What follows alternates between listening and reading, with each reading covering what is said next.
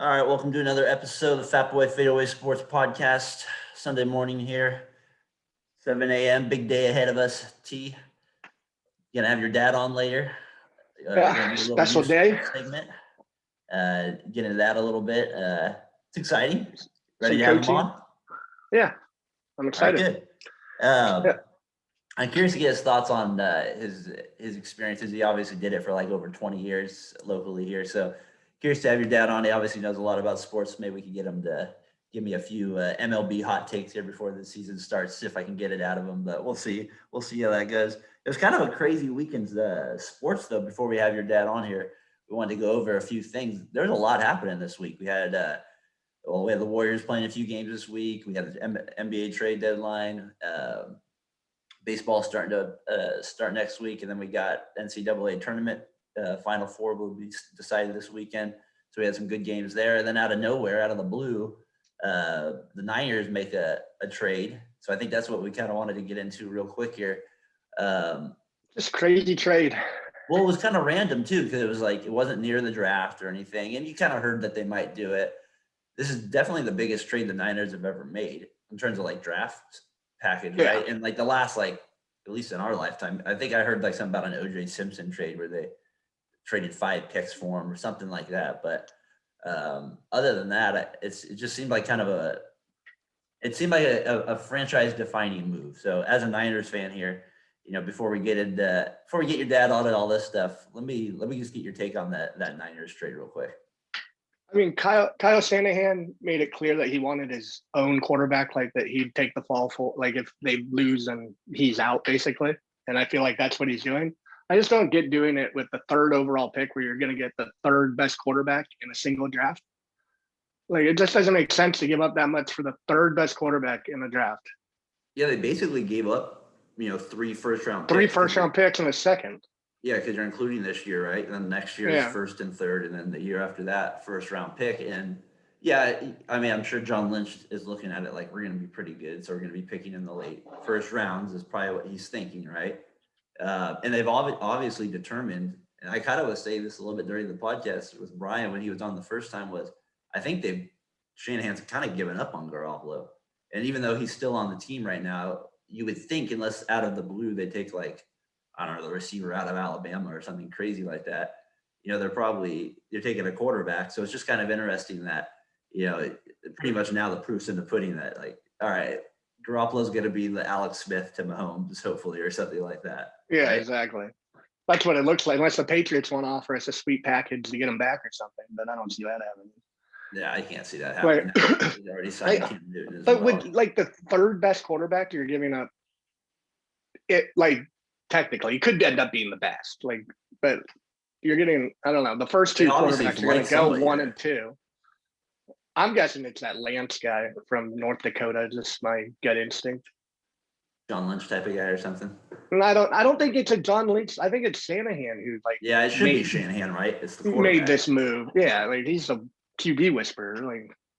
Because he's never really technically, if you think about like even when he was offensive coordinator, right? You're not picking a quarterback or something like that. You maybe have a little influence on it, but you're not the guy doing it. So you're just more adapting to what you have. And now as the head coach, was this like his 6th season, maybe 5th season? He probably wants to pick his own guy, right? Yeah, exactly. They traded for Garoppolo, but like he's just like we said, he's very robotic. He's very mechanical. But even when they went after Garoppolo, Shanahan was always talking about, like, supposedly I never heard it, but was talking about Cousins all the time. Like he wanted Cousins, so like but Garoppolo was made available, so they took him. I think they're taking a chance that the Jets don't take a quarterback. I think Brian's been on it from the beginning. I think they want Zach Wilson from BYU. I think that's who they probably want. There's no chance he's going to the Jets. You think they'll trade him the pick? Someone will trade up. Man, if you have to trade up for that, if you're the Niners, you better hope that they don't give up like 2 first-round picks to get you number 2. No, they set the bar now. Like no one's going to take less. Well, the Raiders have set a lot of bad bars in the past, and people have got under that many times. The Raiders are a special. Hey, we're going to trade a first round pick for Richard Seymour, and he's going to leave the next year after that. It'd be not very good. All right. So, I don't obviously like. NFL I mean, kind of is- Go ahead. really- Final thoughts. I on don't it. like the deal, but I trust Shanahan to make this work. But why don't you like it? Guy. The picks? Just, Yeah, I don't. I mean, to get the To third me. best quarterback in a draft, hypothetically. It'd be nice if he's the third best quarterback in the Rivers Manning Roethlisberger draft. That's what you're hoping for, right? Like something where you have a good. Yeah, you get Manning or Rivers, whatever one you don't. What do you choose. think of the guy from Ohio State, real quick? I wouldn't. That's the guy I want of the That's three. the guy you want. What's Well, the draft here? A month now? I'd take April 27th, right? I think, or something like that. 27th. A month from now. So it's going to be mock draft time. The Niners are just, from now on, right, what Shanahan and Lynch are going to field is who's going to be your quarterback. Yeah, it's interesting. We're not going to get into it now, but as we move into the season, we'll probably really start to analyze, and I'm sure probably be talked out is Garoppolo playing under 1 year, basically. That's what the talk's going to be, kind of. It's going to be like, well, you have the job in week 8. Yeah, especially if they're not winning, of course, or if they're like 5-3 or 4-4, not playing well or something like that. So, yeah, they're in that interesting conundrum now. I think in a perfect world, they would love to play Garoppolo the whole year. Yeah, especially if they take the guy from North Dakota who played one game in college, or like a year and then one game in college. Yeah, so that'll be interesting to see what happens there with that. So even like we said, NFL's not even really relevant, but they find a way to get in there. This is kind of a big deal though with the Niners. Usually, like we said, they don't make trades this big. So it'll be really interesting to see what they do. I'll be looking forward to talking to Brian here when we have him on for our NFL mock draft. Things just got a little bit more exciting. He doesn't have to watch as much tape now. He doesn't have to watch 12. It's not the 12th pick. He doesn't have to watch. He doesn't have to analyze so many players. He has 3 quarterbacks to look at. Just has to look at the 4 quarterbacks available right there. That's all he's got to do there. I just don't want them to take the quarterback from Alabama. I don't want that guy. Yeah, well, Mac Jones, that would be pretty. Trade up all that for Mac Jones. That'd be I'd be like you would probably from the New York Giants. Yeah, I don't think you would be too happy with Kyle after that. You're not trusting him after that. Hey, real quick before we get your dad on here, Pac-12, Oregon State, continue to do it. I can't believe it. It's like the one team in the Pac-12, them in Washington State, I just never think of ever for basketball, right? I just don't ever really even, think of them too much. They're garbage all the time. Yeah, it's kind of cool to see them. And I remember we talked about this on our podcast 2 weeks ago, under Cinderella team. Fun fact about that Oregon State team that you will appreciate is the first 12 seed to make the Elite Eight since the 2002 Kareem Rush Missouri tenure. So that's your little fun fact there that way. So it is a little Cinderella team there back at it. So I the Pac-12, cool. They were so bad in the regular season. Yeah, that's true. The Pac-12, and they're guaranteed 2 Elite Eight teams. It's pretty crazy. That'd be awesome if UCLA can upset like Alabama too. Nah, I don't watch UCLA. I want USC. And you got Gonzaga. A lot of West Coast games today. So we'll see what happens. All right. Well, why don't we'll come back here. We'll get your dad on here, and we'll look forward to kind of getting into picking his brain here, moving on to baseball season here, like we said. But kind of also want to get his thoughts on youth sports as he did it for a long time, and his kind of his thoughts on coaching around here and just the impact it can have on a community and things like that. So look forward to having your dad Greg on here in a few minutes. We'll be back.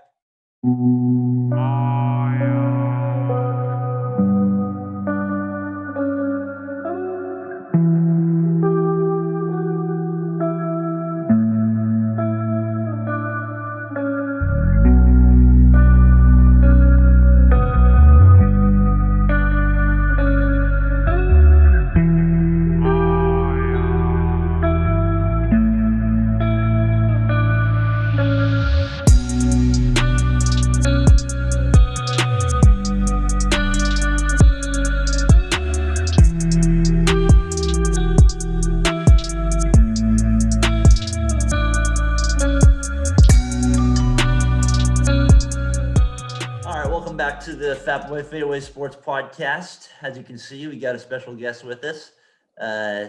Tyler's dad over there, Greg McGuirk. Greg, thanks for joining us. How you doing this morning? Hey, thanks a lot, Daren. Thank you for inviting me on your wide-known podcast with Fatboy FadeAway. Thank you very much. What am I, top liver? I invited you too. Yeah, but it was my invite that got him on. That's thanks, Tyler. You're welcome. Yeah, be careful with what you say, Greg. This will be seen by over 10 people, so you need to watch out with what you say over here for sure. No, but for real, we thought it'd be fun to have you on. Obviously, I know you very well from coaching sports in Santa Rosa area for, I don't know, I wrote down over 20 plus years, maybe it was longer than that, and just I thought it'd be fun with kind of little league starting up here and kids sports starting to kind of get going again after a tough COVID year here, especially in our area. I thought it'd be fun to have you kind of on and just kind of pick your brain with some of the things and get some of your experiences with it, with youth sports and some other things as well. So I guess my first question to you would be, obviously as long as I've known you, you've always kind of seemed like you've always been into sports. So I was just kind of curious, what got you into sports? Was there, at a young age, was there a game, a moment, like what kind of drew you towards it?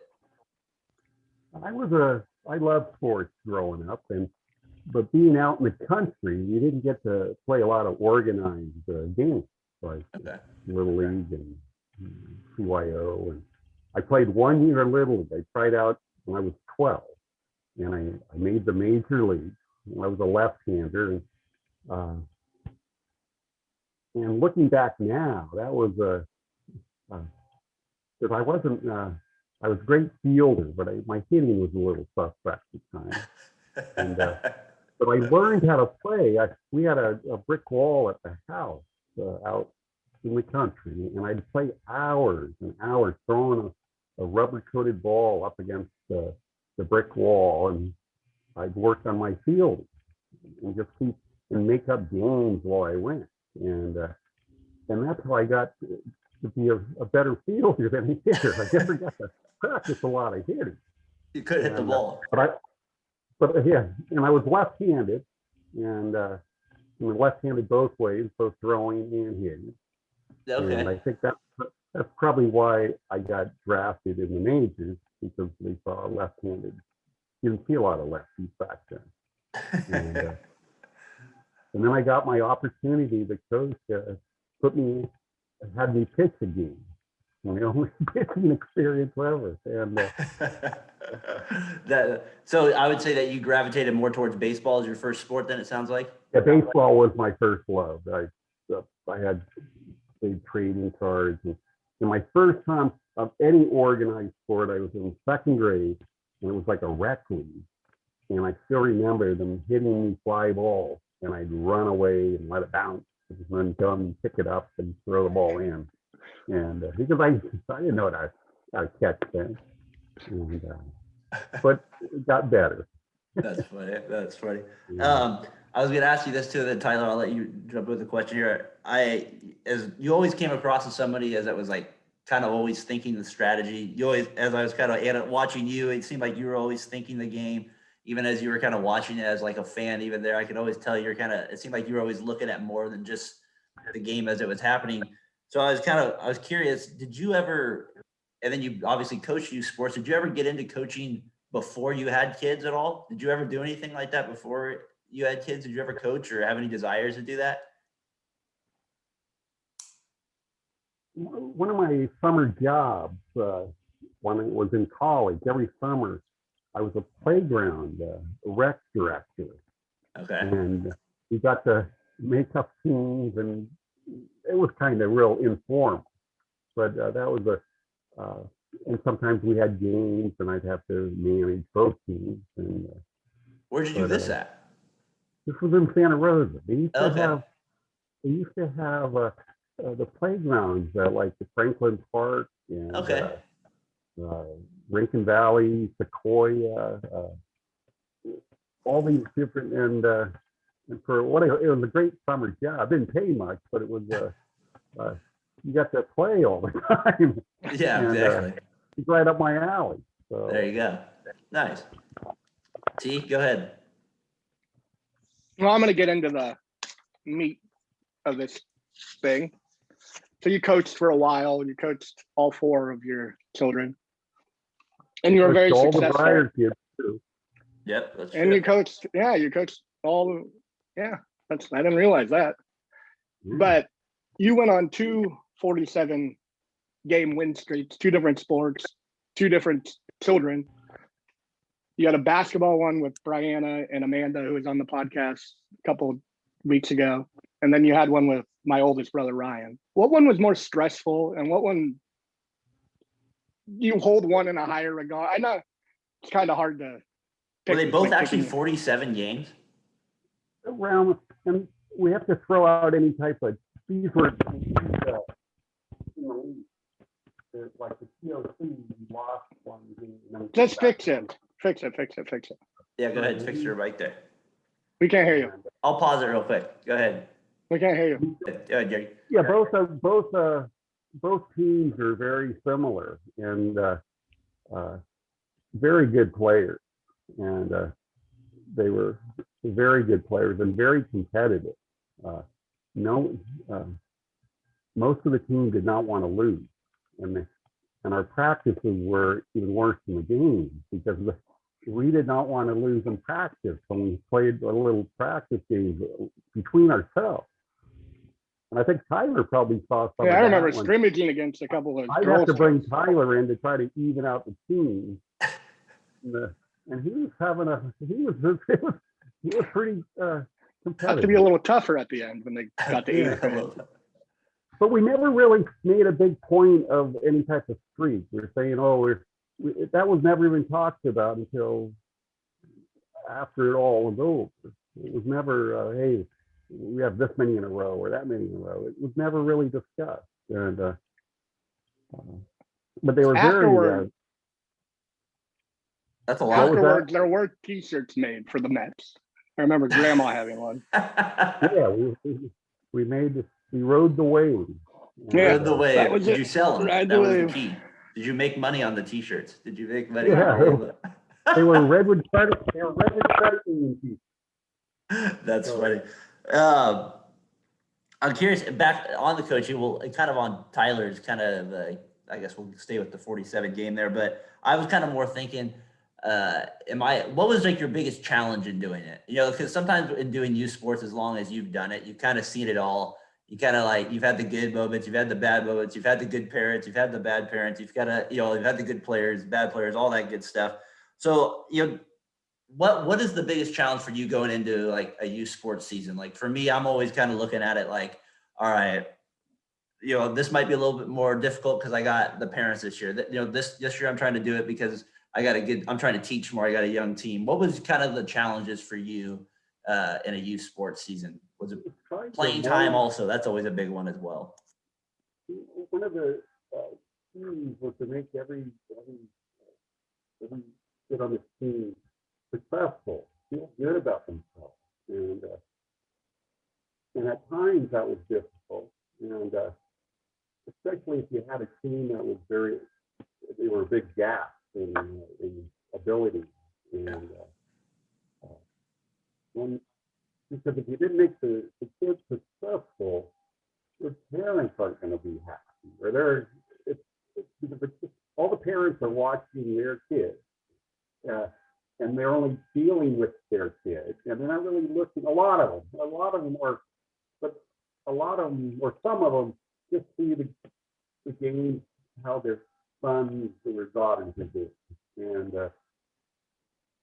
if they're not having a good time, they're not having a good time. So that was a challenge every year. And what was the hardest sport to manage that?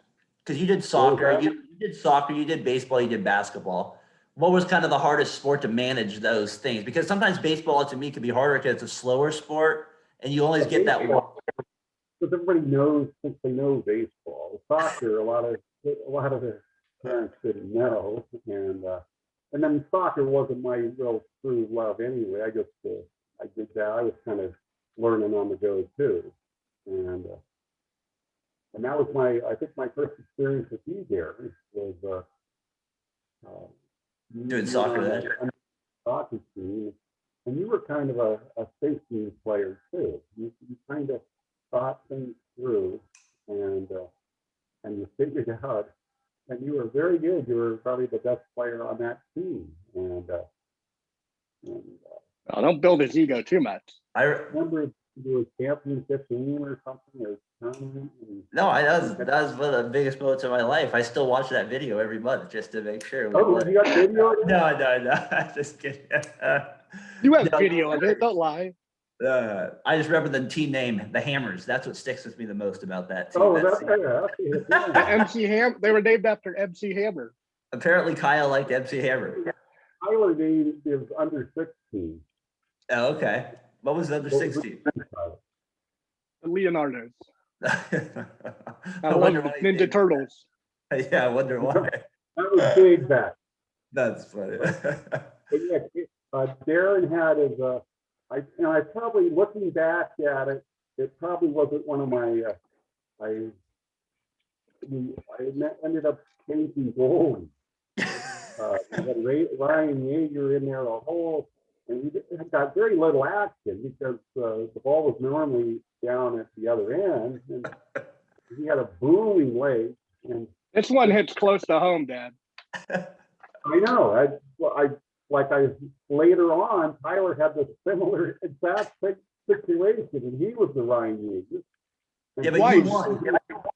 He was pulled out of a shootout. I think yours was a shootout. Tournament championship game twice. How mad were you, Tyler, when that happened to you? Well, I cried the first time. Second time, I didn't really. They put in Derek Safer, who became a semi-pro soccer player. I wasn't too upset. Yeah, that kind of makes sense then on that one there. So that kind of makes sense on that one. Do you got another question there for your dad?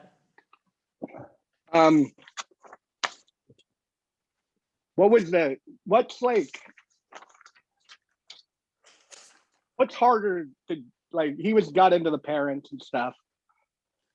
What was harder, like losing or dealing with crap parents? Was there like a? I didn't really have the parent issue really only came about during All-Stars. All-Stars was probably the worst.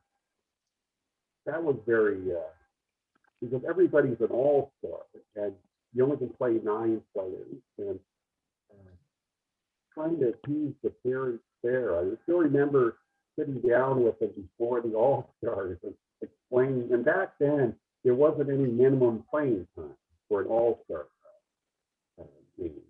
So you could just give them splinters if you wanted to? What was that?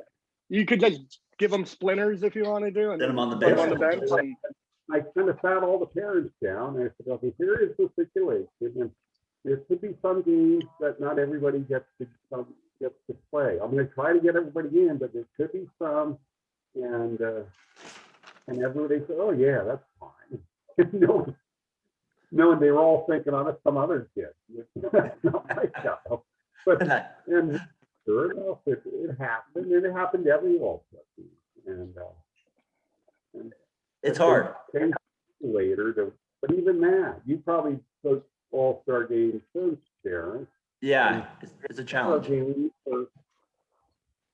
It's a challenge. I remember for me, the one thing I always tried to do, and I don't know if you tried to, I tried to do my best to explain it to the kids, hoping they would relay the message to the parents. Because like you said, I think the parents, it's automatically going to go in one ear and out the other in some aspects. So my hope was, if I could convince the child that it's okay, maybe he could convince his parents it's okay. That was kind of my thought going into the tournaments with that stuff. The best success I had in it, I actually got lucky where I had we had a fire one year. It was like way back, and we got an extra week of practice, and we were able to it gave me more time to explain it and do everything. And I noticed, and that made a big difference. I noticed from my other experiences where it was a shorter and right into the game, and your team doesn't build a bond at all, and it's too individual at the time. And you're right, All-Stars is a real challenge like that, especially getting the kids and the parents on the same page in a lot of ways, because that's what it takes to win in All-Stars too. What was that again? I said it takes a lot to win in All-Stars. The competition is so much better. You can't have any division. You gotta be all good there. So. And that was we ended up playing Petaluma Valley, and we had to beat them 2 out of 3, and we beat them once, so we had to play a third game for the championship for the district, and they won and we could hit with anybody in the country. But they ended up going to the finals of the Western Regional and lost like 1-0. Yeah, okay, they made it pretty far then. At any type of pitching because we scored 70 runs every game, but we didn't have the enough pitchers. You made it all the way to the finals there. That's pretty good though, because those were a lot of pretty good teams back then too. And then they ended up a couple years after that. They made it all the way to the. Would that have been Ryan's? They went to the championship game, I think. What was that? I think they went to the championship game in the Little League World Series. Yeah, I think they did. Of the U.S. championship. I don't think they. Yeah. U.S. championship. Who's the best player you've ever coached? Like that went the farthest, or just somebody that besides your four kids, who are the best players that you coach? I'm just curious. You see, CYO for basketball was David Johnson. Yeah. And, what made him so special, even when he was younger, he was very team-oriented. He played he could have just dominated. He just played within himself, was very team-oriented. Maybe later on, he said, hey, I need to take a little more control. But and he really grew as a person as he got older. He got more confident. Yeah, she was a good player. And in baseball, probably so I had a lot of kids that were like Casey Hillman was pretty good, and who was that? Casey Hillman. Yeah, he was a good player. He was really good. He played with Ryan. Was he older than Ryan though? He's still playing baseball. Is he still? playing? I remember him being a tall guy. That's what I remember about him. Yeah, and that's where I played softball and basketball with his dad. Okay. Yeah, he was. I remember not wanting to face him when he was 12. I was like, a good thing I was in my grade still at the time. He didn't know where the ball was going a lot. I remember he used to grunt when he threw. You give a tennis swing? What did he threw over there? I'm all over the shortstop and. Yeah. So we'll get a few more here for you, Greg. I'm curious to know my final 4 questions. One of them is, have you ever, you don't seem like the type of guy to me, but I could see you maybe getting a little emotional at that time. Did you ever get teed up, or did you ever get tossed out of a game in your experiences? Was there ever a moment there that you lost your cool there in a game? Yeah, I never wanted to embarrass. I've maybe gotten a couple technicals in basketball, but that was as a player. I don't know. I no Sam McGill ref. I very rarely argued with umpires or just because it wasn't a win, and I didn't want it to be an excuse for why we didn't do very well. And you always had pretty good teams too, right? So you couldn't do all the complete. That helped. But probably you remember the teams that weren't so good. Yeah. And probably my worst experience was probably around the same time you played. I was coaching Ryan's team, and it was under 8. Soccer. Okay. And I think 6 of the kids on the team had dads that were coaches of some sort. League or soccer, and we weren't very good. And we stood there, we were I think Ryan was the fastest guy on the team, so we weren't. Oh God! It wasn't. It was tough. It was, and to this day, it was hard. I still remember one of the dads. They had to bring the halftime snack, and he forgot. So he went to the store. And he came back and he had a case of Hershey bars. That's a good halftime snack. It's all right. That's a great treat. Oranges were the big thing, but he brought Hershey bars. That's good. That's funny. Is there a loss that you remember the most? You mentioned there that you remember the bad teams the most, but in my experiences, you also remember the losses the most as well. Like there's always kind of a loss out there that kind of you remember. Is there one out there you kind of like that you kind of just think about ever? Or did you win so much you don't think of the loss ever? It has to be my 10-year-old Those are the championship ones game. you remember. And but the one when we lost in league after 40-some games, and You lost in what? when we lost our streak in league, when we broke the 47 winning games. streak. It was over 3 years. We won. Okay. When line was 10, we won 11, the last 11 games, and then we won 27, and then we won another 11 in a row. And I think. Should you have won? What was that? Did you have won this game, or did you lose? Was it a legit loss? Do you remember? It was Didn't someone rob a home run that game? what was that? I vaguely remember someone robbing a home run on the Dodgers. Did you guys lose to the Dodgers? Was that? Yeah, it was Joe Tannerow. Yeah. He was a very good guy, but he liked to throw curves, and we just took him. Gotcha. And we had a lot of during the streak. We had a lot of games that we probably shouldn't have won, and we won. You just don't win that many games in Little. It's unheard. I've never heard of anything like that. We had a So lot you of, remember that loss then the most there? That loss. I kind thought of- it was found to happen. It was a good. It was a well played game, and he pitched real good. And then once I think we lost the next game. you lost two in a row. And both those pitchers ended up being pitchers in the TOC. Not in the TOC, All-Star. All-Star. When we went to the finals, and I ended up pitching Joe Tannerelli in the final game, thinking, hey, this guy, he stopped us. he may be able to stop these bombers, and it wasn't our day. I thought being up 6 in a championship game, and then one of your sons threw the ball into right field. Yeah, that might be, maybe that's the one side. Yeah, That one sticks with me, that's for sure. Daren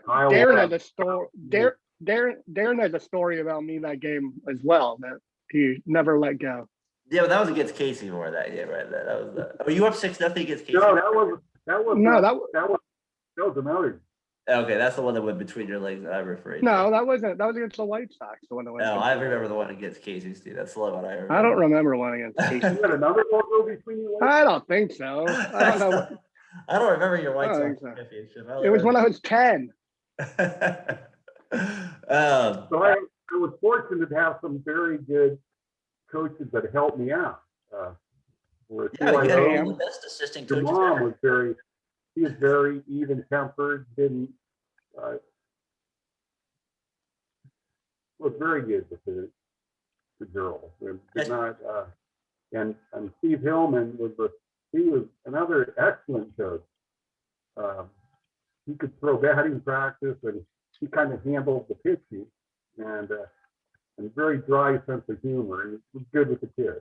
When my mom was coaching at San Miguel, were you still coaching the boys team there at all, or were you done by that point when she took over? I was done. Yeah. He was done. Coach Brianna, and Man, that must have been hard. That to me, that had to be one of your harder experiences. I mean, just coaching that many kids and having these stupid like fifth quarters and like that to me seems like hell. I gotta and the talent gap. God bless you for doing that. I mean I do have one memorable experience during there. I don't know if this kid was in your class or Ty. There was a kid named Jake. Okay. He had polio or something. No, that was my grade. His name was Josh. Was he Jake? Was that his Josh. name? Josh. Josh? He sat on like a pad. Yeah, and Yeah. we got him in. He played. At least he came out and was part of the team. And but the most memorable moment was in the fifth quarter. He'd never scored any. And You could barely catch the ball. No offense if you're listening to us. It was hard. It was and the It was fear horrible. laughing. So It's the happy. loudest I've ever heard that, Jim. Yeah, I thought, and it was a fifth quarter basket. But this kid he came to every practice. And pretty smart guy, as I recall. Good old- He looked smart. I don't know how smart he was. Good old fifth quarter, man. That thing. I was a big part of that fifth quarter once in a while. So I appreciate that. Tyler, I got a couple more questions here. We'll get your data here. You got one more. You got another one for your dad? Carry on. Carry on. All right. So it sounds like your greatest moments were the streaks that you had winning. My curiosity was with your kids.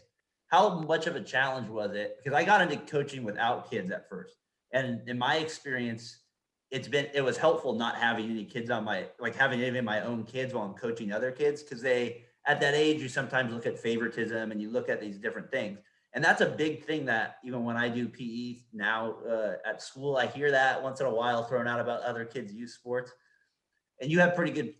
Both your kids, other than everybody but Tyler, was pretty good. So I'm curious, like how you managed the playing time with that. If that ever came up at all, was that ever an issue you had to deal with? Can I answer that on what I thought of it? Yeah, let's hear I thought he side. just did I thought he treated us like any other kid. That was the feeling I got. When I didn't play, I probably thought I should play and I didn't play. And when I should have played, I played. But you can go now. But I was benched a lot too when I was younger, like on those Mets teams. So I wasn't and Kyle didn't play a lot when he was younger, so I'm not. So was there a challenge in that part of it, Greg? And it's always a challenge when you have your own kids. I was fortunate; my kids were halfway decent. Some of these coaches that coach and their sons are they struggle. Fortunately, I didn't have to deal with that. And the only way, probably when Tyler was in senior league, I was helping Ernie's senior later coach, and Tyler wasn't very big on the big field. Yeah. And he hadn't grown. And I was a prepubescent little boy. He wasn't playing as much as he wanted to, and I knew that. But everybody on Ernie's team would come to practice, and we all were having a good time. And Tyler wanted to play more. And I don't think I ever voiced that. Well, I don't think I ever voiced that at all. No, but I could see. No. Well, I mean, of course. I mean, yeah. But I could see your frustrations. But that, other than that, it was. You never really had to. Yeah, because I know sometimes that can be hard. You're right. When the kid isn't quite as good as playing a full time, but the coach still plays them that full time, that's where it can get kind of tricky. I was just curious if you ever had to deal with any of that, because that can be a challenge. You had a lot of people that was their expectations that you're going to play your son no matter what, and you had to try kind of not do that. And it's a fine line. Yeah, no, for sure. I'm curious. When all three of us were 12, we were clearly the best players on our team. Like, it wasn't like there was a second. Like, Kyle was the best player when he was 12. I thought Danny Ryan Mayer was better. maybe Ryan wasn't. Casey Hillman could have been better. Don't mention names. But so I don't know. Like, just if you're watching a game, you like, not to brag, but. Yeah, but sometimes like in maybe the other sports, like in soccer, or maybe like in basketball, it comes up with playing time or something like that. No, like, of course it comes up. I'm not. Yeah. Now that you have how old's your grandson now? 12. Well, so he's doing youth sports, Let me give you right? a story on I made a comeback and coached you a couple years ago. Oh, you made a comeback. You came out of retirement. All right. Yeah, to help Kyle coach his son's third grade CYO team. Was Kyle the head coach? Yeah. Okay, I like He was it. supposed to, but he kind of just let me do it. And, So he's the general manager. it's a different experience. Parents are different. Kids are different. They were very sensitive kids. Every practice there would be 2 or 3 crying. And I just wasn't used to that. I didn't have teams that had guys kid crying all the time. That's I funny. can't see you dealing with that very well. That's what I was going to actually ask you. What is the biggest difference you see? And is that one of them? I was going to say, because you coached obviously way back. So now that you have a grandson and you've kind of been around it now, do you see a difference in Little League or youth sports then to now? It sounds like you do. They don't seem as good, or they're just not fundamentally sound. And they're doing too many other things, maybe too many video games. And they don't go out and play just to play baseball. You go to the Mark West, he's locked up. You can't even go on the field. Can't go on the field over there. Local politicians, are you hearing this? Come on, would you open up the gates over there? I don't understand. I just everything's locked up. You can't even go and run around the track at noon when it's all locked up. Yeah, you're right. It is. You're right. Yeah. It's all I right. I kind of noticed that more kids are only doing one sport opposed to more sports as well. And we were doing traveling sports, as you know, back then as well. But it seems like now more kids are isolating those traveling sports to be able, like the parents are like, all right, you're going to do baseball if that's the sport you like. And sometimes I feel like it's good to learn those other kind of sports as you move on through. And I don't know, I've noticed that as well. And the difference moving forward. And as a kid, you like playing all these different sports. Whatever was in season, whether it was football or baseball or basketball, you did, and you liked it. And yeah, the travel is kind of means Little League. Maybe that's why the Little League's not as the kids aren't as good, because all the good kids are on the travel teams. Now I think that's part of it for sure. Well, I only got one more question here for you, Greg. My last question to you, sir, is first of all, thanks for joining us again on the podcast. If you had to give advice to somebody, so we'll take me, Tyler, and maybe Kyle if he gets back into head coaching here shortly. But now that you've seen a little bit, you've been through the ringer a little bit as a youth sports guy. You've done soccer, you've done basketball, you've done baseball, coached 4 kids. If you had to give advice to somebody like a mom or dad getting into it, or even somebody volunteering, what would be your kind of advice getting into youth sports for it to be a successful kind of a thing? Make sure you have everything in order, like the priorities of why you're doing it. And, I wanted the number one priority is for the kids to have fun. Why else would you play? You want to have fun. Yeah. And then the number 2 thing was learning about the game you're coaching, where to teach the kids the game, how to play it right, how to win right, how to accept losing when you do lose.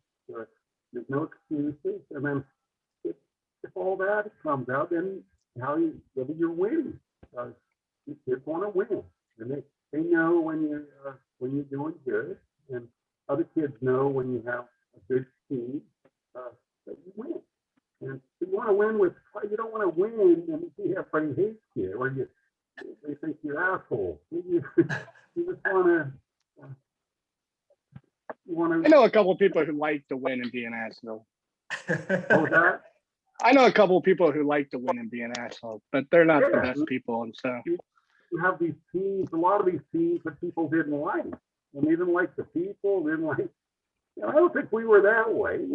I think we were just. We gave a good, and if we got beat, that's good. Yeah. And, I think your first year in the majors, Daren, when you were 11, yeah, you were coming off a TOC. We didn't win the TOC, but we made it to the TOC. But 2 of my best players moved out, and we only had 3 players left. Kyle and AJ and Ryan Thomas. And we had to draft 9 players.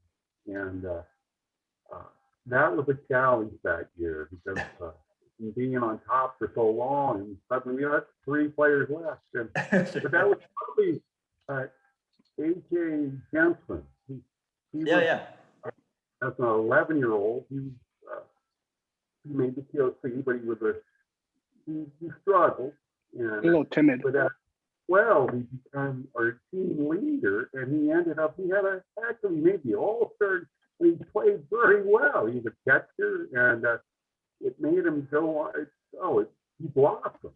And Yeah. that was that was I was happy to see him because he had worked so hard and he got and how he blossomed. And that's how you want all the kids to have that experience. Yeah, I played with him actually in seniors next year, and he was one of our better players. So yeah, he got, and I actually still see him once in a while. His son plays over in our basketball youth league, so I got to see him a couple times last year. And Chris, his dad. You have a basketball youth league? Yeah, we did it. We do it over at our church there last year, this year we didn't do it obviously, but we've been doing it for like kindergarten through, I don't know, 5th grade or something like that. And yeah, so it's similar to Lincoln Valley Christian, what they had. It's a little bit different than that, but it's much more low key than that. But yeah, similar to that, and just a small little youth league. So I got to see him over there with his son playing a little bit. He played in the same league Derek did. So yeah, no, it was fun seeing him a little bit and catching up with him as well. So yeah, Greg, thanks for coming on the podcast. I appreciate it. It was fun, picking your brain about Tyler. You got any final thoughts? Thank you. What was that, Greg? Go ahead. Thanks. Yeah, thanks. Okay. Thanks for coming on, though. Appreciate it. Okay. Yeah. All right, we're back to wrap up here the podcast here on the Fatboy FadeAway Sports Podcast. Here, it was good having your dad on, talk a little new sports, catch up with him, hear some of his stories. I always love the way your dad tells stories too. He has a way of kind of just making them like epic. It feels like in a way. So it was good having him on, and maybe I hope that hopefully some of that audio comes through. We knew it was a little shaky there, but I heard him for the most part there. So hopefully it turns out well there. But it was fun having him on there. He's an entertaining guy. He can talk. He can tell stories. It was good hearing him talk about like his biggest challenges that he had with youth sports. I thought it was interesting getting his take on youth sports now. That was kind of what I was curious in. It was kind of funny to think. He's not as familiar with the it. older generation, right? We always think the younger generation's always softer. It always happens, man. It always happens. I mean, I think that too. Like, like our teams would have killed these teams now, but probably not. I mean, I don't know. It's funny to think, you're right. It's just one of those things. Like, you would think the kids would get better and more athletic, but you would think, but maybe not. Yeah. So, but it's just funny. I think there is something to be said about that for sure. So, I just love the way he tiptoes around giving any of his kids a compliment. Well, they were halfway decent. Pretty decent. And he didn't want to throw anybody under the bus, so I respect that. Well, that's fair. I don't want. You had to bring up one person that. Only one. What about the 12-year-old who you said was better than me? Never mind. Carry on. Well, we had to bring him up. He's controversy of the family. We had to bring him up. We could have got into a lot of controversy. We could have there. All right, let's do an MLB preview here. We kind of want to do that before the season starting April 1st. Did we do MVP last podcast? I feel like we did. We did it a couple ago, so we can just quickly go through that one as a reminder. Well, I changed my picks. Well, we changed it. You had a couple off-season, couple good weeks of spring training, and you got a new one, so it's good to hear there. But anyways, we want to do MLB preview here. It's gonna be a little bit of a longer podcast here, but I still think we got good stuff here to bring. Last year we did division rankings, World Series predictions. You did pretty good with it. You actually made it quite far with them. So let's get right into it. Let's start with the divisions. Let's go AL. Why don't we just go winners and the wild cards? I'll go first. AL. I got the Yankees winning it. I got the White Sox winning the Central. And I got the A's winning the West. That was the Yankees winning the East, of course. My wild card team is going to be Tampa out of the American League East. And then I got the Astros out of the American League West. So basically the same playoff teams as last year I have in again. So those are my teams to win the division there. T? We're pretty similar. I got the Yankees, the White Sox. I got the Astros winning the West, but I have the Athletics in the wild card. But I have the Twins instead of the Rays. Kevin Cash is a bum. I'm never picking him to do anything.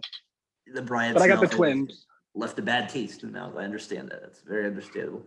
For the heck of it, I have Tampa Bay beating the Astros in the wild card there. NL, I got the Braves winning the East. I got the Cardinals winning the Central. I got the Dodgers winning the West, and I got the Padres and Nationals in the wild card. What do you got? We're a little different on this one. I got in the Central. I got the Cardinals. Okay. Same. In the West, I got the Dodgers. The East, I have a team you don't need. I have the Mets. Okay. In the wild Okay. card, I have the Pods and the Braves. Okay.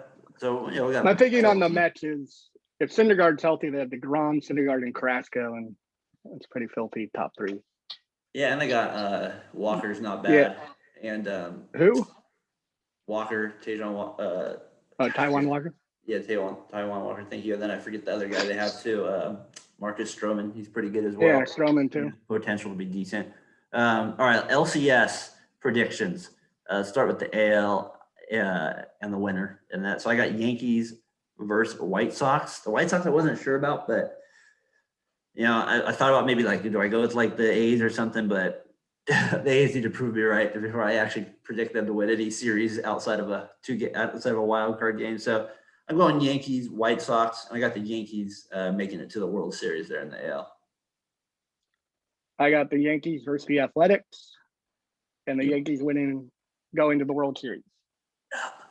All right, so we both have the Bronx Bombers in the World Series. All right, NL. This might be a little different. I got LCS prediction. I don't think it's going to be versus Braves. Oh, no Dodgers. And I have the Braves going to the World Series.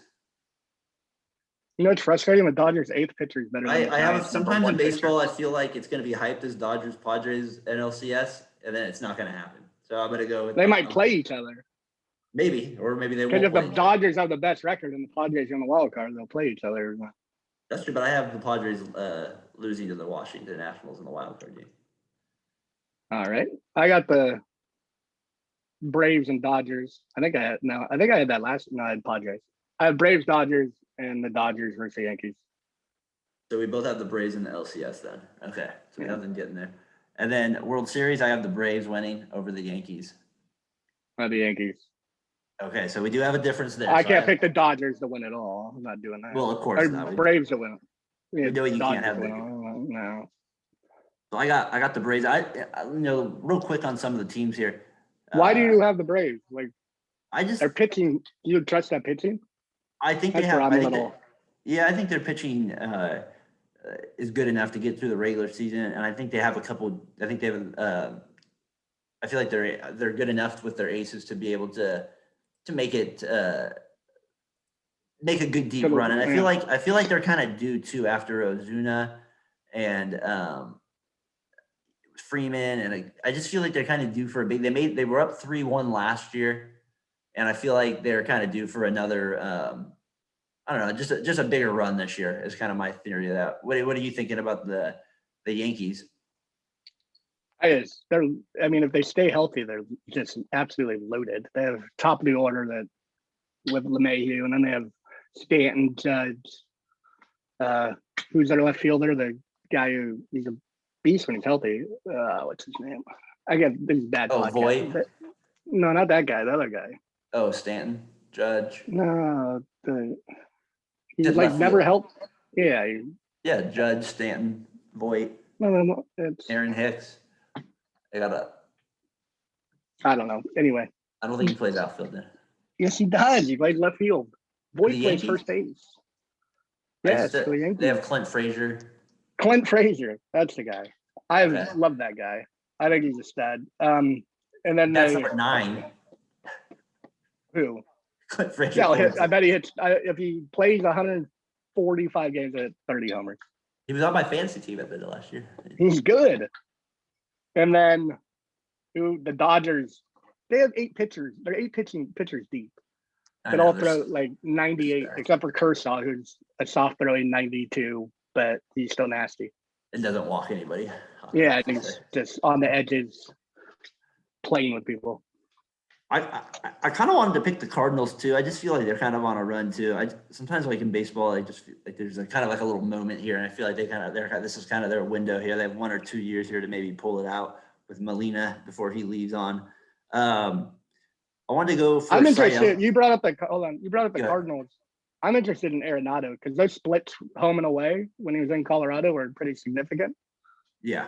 So I still think he's going to be a beast. But I don't think he's going to be hitting 320 and 40 jack. I think he'll be around 290, 30 jacks with 100 plus RBIs. Still a beast. Yeah. For what they traded for him, it was a terrible trade by the Rockies. Yeah, where they just got all the minor leaguers for him, basically 5 of them or something like that. Then but they none weren't of even them- like top prospects. None of them were top prospects. Yeah. Yeah, that was a weird trade. The Cardinals have And a they way paid for part of Arenado's contract too. 50 million. Yeah, I Yeah, saw that. it's crazy. That was I mean, it's so weird. like, why wouldn't the Giants do that or something like that, right? Like, that's Why what don't you're the Giants thinking. do anything? Let's go Cy Young and MVPs real quick. I got Cy Young. I'm gonna go DeGrom and Cole. For obvious reasons there. I think they're the 2 best pitchers, and I think if healthy, they have the best stuff.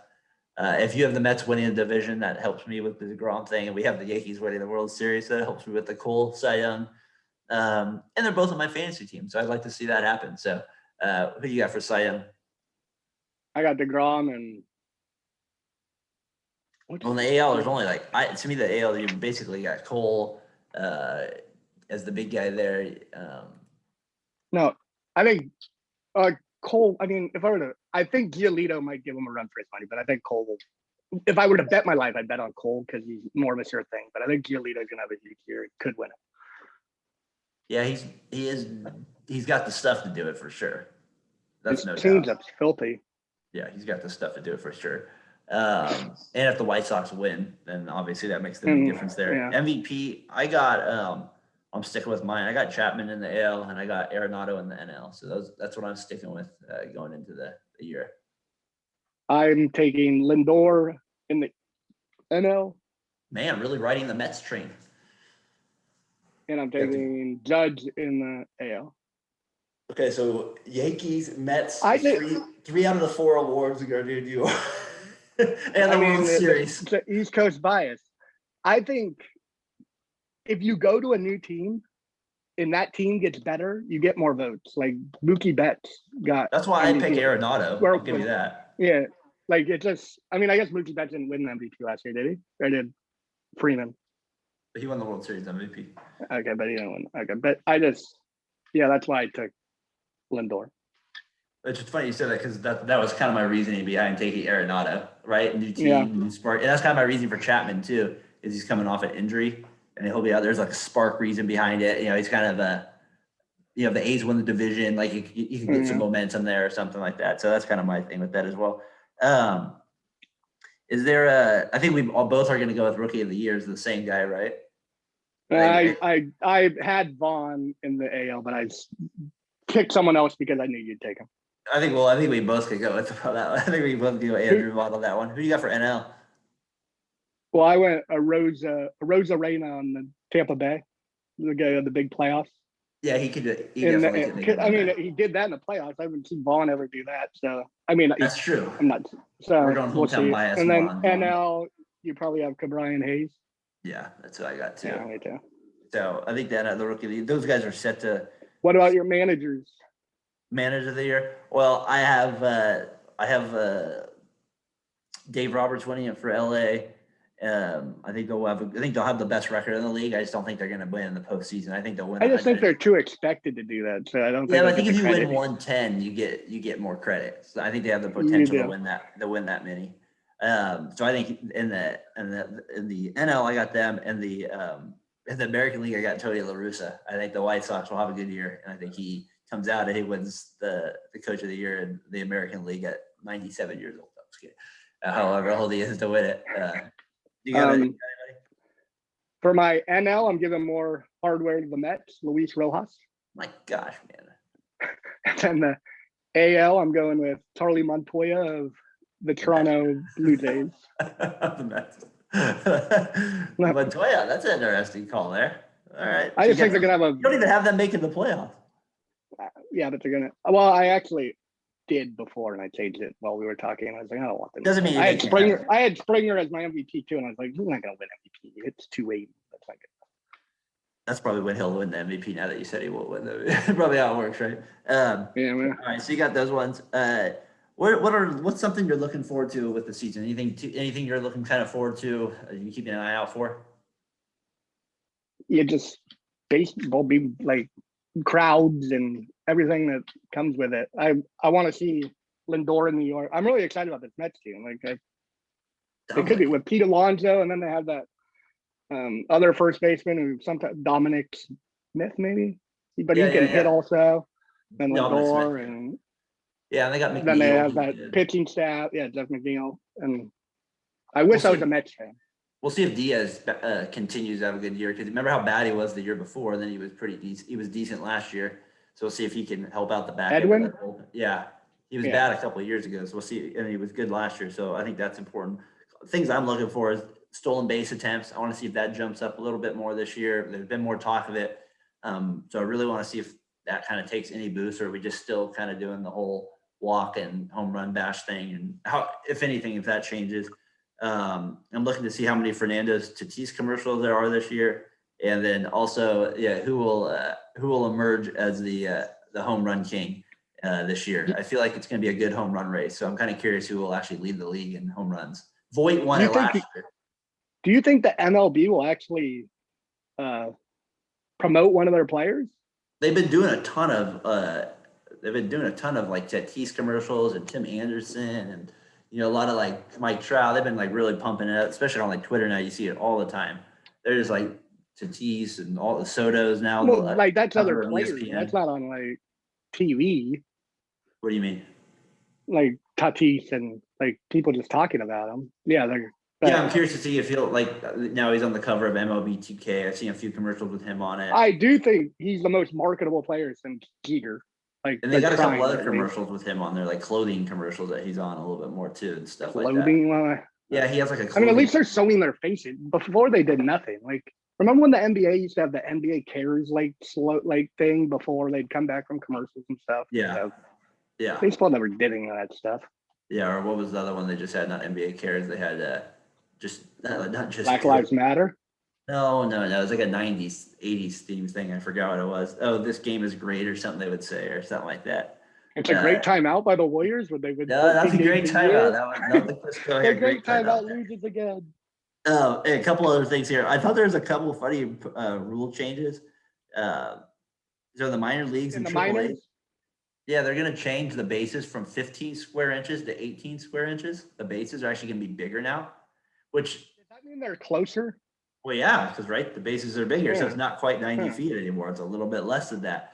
And I think they're thinking as just a little bit more increase in stolen base attempts, a little bit closer plays, a little bang. I think it's mostly for injuries, just giving first baseman more room and like runners more room. Yeah, and how about turning double plays at second? Yeah, and that stuff. Like that'll be different, right? I don't think they're going to be attempting more steals because of that. I think the dead ball might. I don't think they're going to attempt steals till the first half or first month and see how this ball reacts. Well, I think that's what they're hoping though, is you're actually closer to the base, so that might actually give them might help some runners want to go a little bit more. If you do have like 6 inches of to gain there, maybe that makes a difference. A couple other funny ones is they're also doing one where in the minor A's where you can only throw over twice. I was like, so imagine if you threw over twice, he gets a massive lead at third. But I mean, can you step off? I'm assuming you can step off. You'd have to, I guess. But that's one of the rules. And then they have another one as well, where if you're a lefty, this is in AA, to where before you could come at 45-degree angles and then throw to first base with your knee. You can't do that anymore. You got to either go right to home plate or step off, to also try to get more increase in stolen bases as well. So that's, I know that's something else that they're thinking about doing with it. Let me see if I can. Aren't they doing computers calling balls and strikes in like minor single A?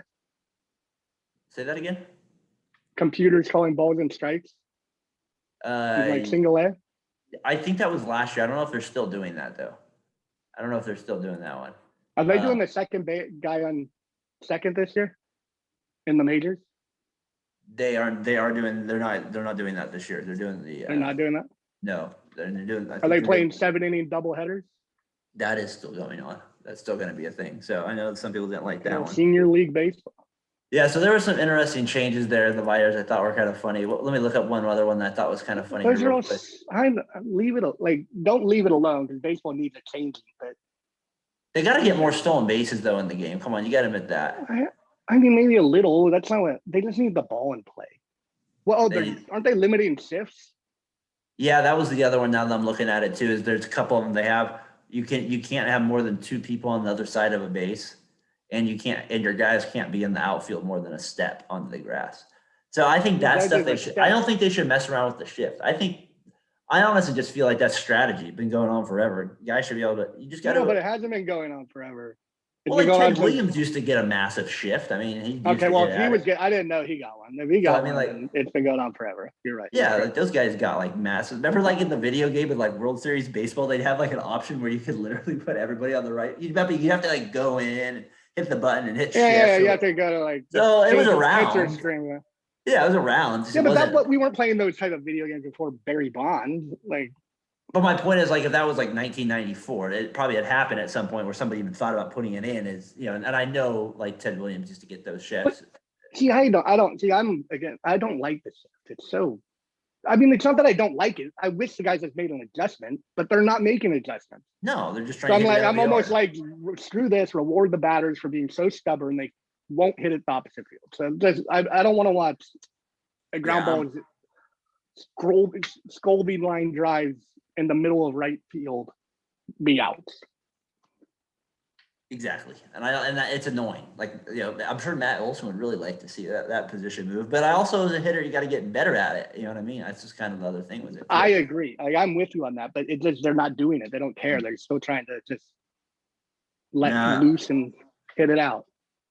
No, you're right. So I thought those were kind of funny, some rule changes there with it. I'm interested to see if that to me, the bases being the bigger is the only one that really has a chance of coming up because they're trying it in AAA. So, if they're trying it in AAA, it's made it a little farther up, right? So that one seems like not beyond crazy. Like it seems a little crazy, but it does. Yeah. No, that doesn't seem crazy. It doesn't seem as bad as like the 2 pickoff attempts or something like that. That's stupid. Or the whole picking off. You can't throw if you're a lefty. Ruins your whole pickoff move. I know that's part of the strategy of it. Yeah. But again, they want to increase base running. That's what they're trying to get more in the game here. All right, a couple things here. Let's see, you got some other stuff too, MLB wise.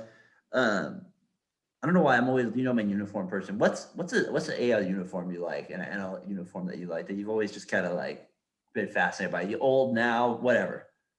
I mean, I like the Padres one they have now, the one they just came back with, and then I like the White Sox pinstripe, black and white with the classic look. Sox hat. Like I just like black and white. I think you can't go wrong with those colors, and it looks good.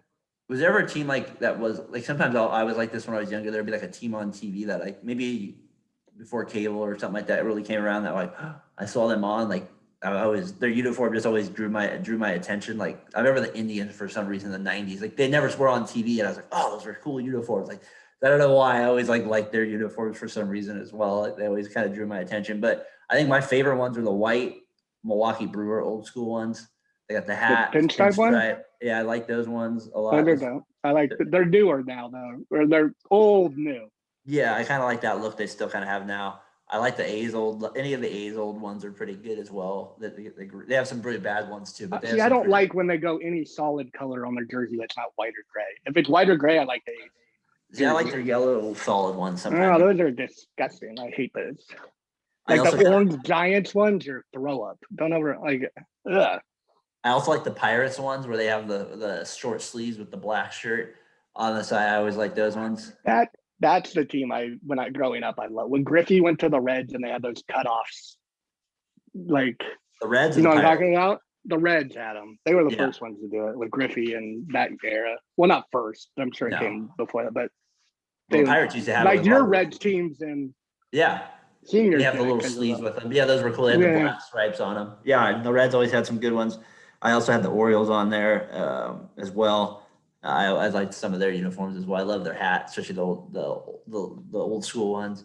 And then the other team I kind of enjoy as well is the Mets home white one with the pinstripes. I like that one as well. That's a clean look. I think any team that has just like the lettering as their logo, like, and it's not like I don't know, like the Diamondbacks. Oh God, the worst in the Marlins. Or the Marlins, like they have like a picture of something. Those are always god awful. Like baseball hats are hard to go wrong, except for the coloring. Like that's why the Tigers ones are cool to me, and the Pirates. Yeah, Tigers are cool. Pirates are cool. Yeah, I like the Rangers hats. Yeah, I never liked like the Rays, like the newer teams. I never. Yeah. The Expos ones and the Blue Jays were always cool to me too. I like their hats and uniforms. Those were nice. I never even realized the Expos ones like actually had meaning in it. Like I thought it was just 3 color, like red, white, and blue, like paint like things on the hat. What's it I didn't mean? know it was. It's like an E. Oh, I see what you mean. Yeah, I gotcha. What that? Like, I didn't think know it was like color. a lettering or anything. Like the Yeah. Milwaukee Brewers, that glove is an M and a B. Like I Yeah, never yeah, realized that when I was a kid. Yeah, you're right. You don't really realize it right away until you see it. Yeah, so it should be a big. I'm looking forward to it. We got fantasy baseball draft tonight. Who you looking to draft? Well, we'll see. I got the 12th pick, and then unfortunately, Dark Horse has my 13th pick overall because I had to trade my second round pick to him last year. Sacrifices we make. I did wanna hear win. you So complain we'll about see. it now. We did win, so we're You good. reap the rewards earlier. Reap the rewards. I think what I'm looking at is probably a pitcher. I'm guessing, but we'll see. I'm thinking about going a pitcher in the first pick. But if I guess I could. if there's you a think I hitter could out get- there I'm not expecting, then I guess I'll have to take one. The only hitter that I'm eyeing is Mondesi, but I don't want him in the first round just for stolen bases. No, you can't take him. Even I this- want not in the first round. What do you mean? He steals 60 bases. that is It's like true. hitting. That is crazy. That's unreal. The guy I've always wanted was Trey Turner, but I never can get him. No, I tried to trade for him forever. Yeah, he's the guy I've always wanted. Trevor Story is good to have also. Yeah, he's a good. You had him and had a bad year on your team, didn't you? Yeah, I had to I kept him as a keeper like his second year, and then like just because he was a rookie, he won Rookie of the Year or something like that. And then, I had him as a rookie though. maybe it was the I next think year. I he traded him. sucked there. Must have been the next year he sucked or something like that. And I Yeah. did him. So, anyways, I'm looking forward to doing that. That's always a fun part doing the draft tonight. We got the NCAA tournament games, West Coast bias today. Come on, enjoy it. And never do we have Gonzaga. We got 3 teams on here. So, Could have 4 West Coast teams in the Elite 8. yeah, we got a lot of good stuff here. That was a fun podcast, man. I enjoyed it. It's good having your dad on there. We'll have to have you. He said we got to get your sister on there. Maybe we got to get I'd ask her the tough questions. We got to get her on. We got to get Amanda on with her. That'd be even better. We get the details of it. No, How was it like living together? Yeah, exactly. Let's go over the details here of it. Yeah, that'd be good to have her on for sure. All right, well, all right, man. Good podcast this week, and we'll look forward to doing this week. I know we want to do a rewatchable here pretty soon, so we want to do it with the Suns and Mavericks. Any so, suggestions? Give us one. yeah, please. I like it. Adam, Send a Brian, tweet to Fatboy FadeAway. yeah, Greg, maybe throw one out there, old school one. Kyle, Ryan, you got one out there we could rewatch? Let us know. All right, gentlemen. Greg turned it off by now anyway. Well, we're not live, so he can't watch it right now anyway. No. His face isn't on here anymore. His face is on here. All right, guys. See you later. Oh, yeah.